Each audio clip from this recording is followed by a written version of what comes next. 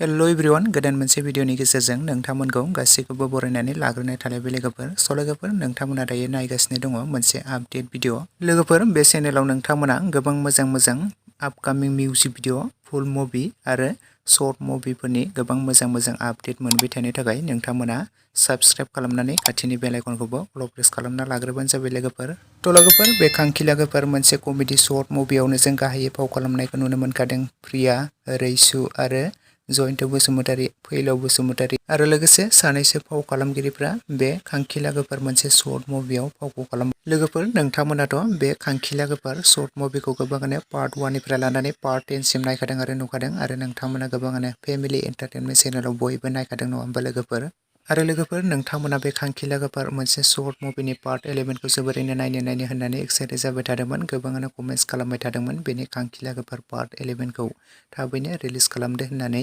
लोगोफोर बे खांखिला गोफार पार्ट 11 खौ बिथाङा दाखालिसो रिलिज खालामनानै होबाय लोगोफोर जुदि दासिमाव नोंथांमोना सोरबाफोर नायालासिनो थादों अब्ला नोंथांमोना बयबो बेनि पार्ट 11 खौ फेमिलि एन्टारटेनमेन्ट चेनेलाव बयबो थांनानै नोंथांमोना नायहैदो लोगोफोर आरो नोंथांमोना सोर नायखो आरो नायनानै माबोरै मोनदों बयबो कमेन्ट सेक्सनाव लिरना फोरमायहरदो